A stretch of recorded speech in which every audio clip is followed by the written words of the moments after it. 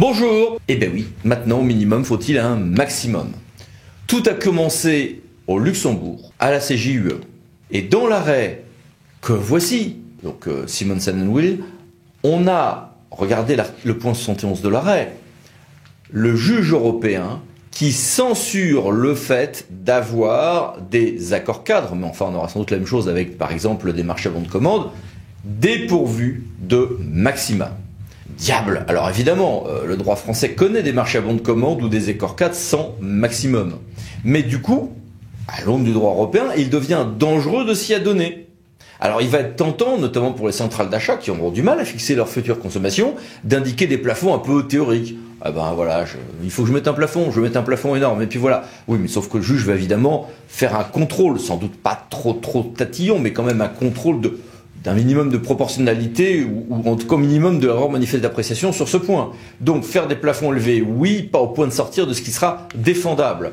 Et puis ce régime va être difficile à appliquer aujourd'hui pour les centrales d'achat qui ont une grande incertitude sur les montants applicables. Et puis quand j'ai un marché par exemple, quand j'ai des bons de commande ou des accords cadres multi-attributaires, à partir de quel marché subséquent pour un accord cadre vais-je me retrouver à avoir un dépassement et donc un arrêt de mon marché avec quel ou quel titulaire compliqué. Alors, l'ADAJ a annoncé que le droit français allait être mis à jour à très bref délai, mais ça soulève quand même encore aujourd'hui de nombreuses difficultés, surtout pour les contrats en cours. Sur tout ceci, posons quelques questions à monsieur Olivier Metzger, qui est un ancien confrère et qui est aujourd'hui directeur des affaires juridiques et patrimoniales à la ville de Saint-Priest. Bonjour Olivier. Bonjour à tous. Première question, à ton avis, cette jurisprudence s'applique-t-elle à tous les types de marchés ?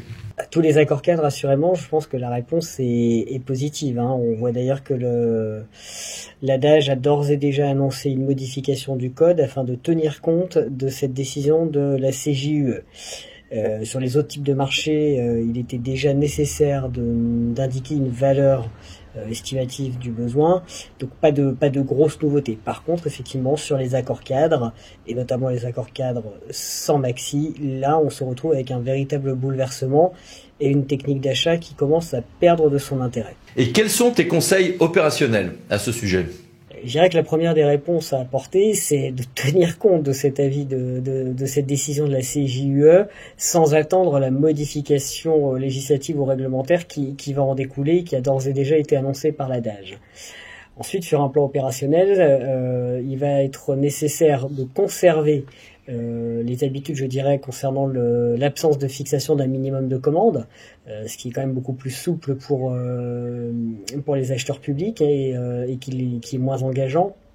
Après, il va falloir trouver le juste milieu entre avoir un montant maximum qui soit annoncé et qui soit réaliste, mais qui soit suffisamment important pour ne pas être un frein trop rapide à l'exécution du marché.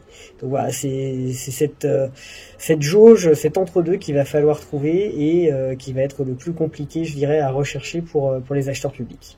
Eh bien, merci beaucoup, au revoir. Merci, au revoir. Et merci à tous, à bientôt pour une nouvelle vidéo, les 5 minutes juridiques, parlons d'associés pour VK.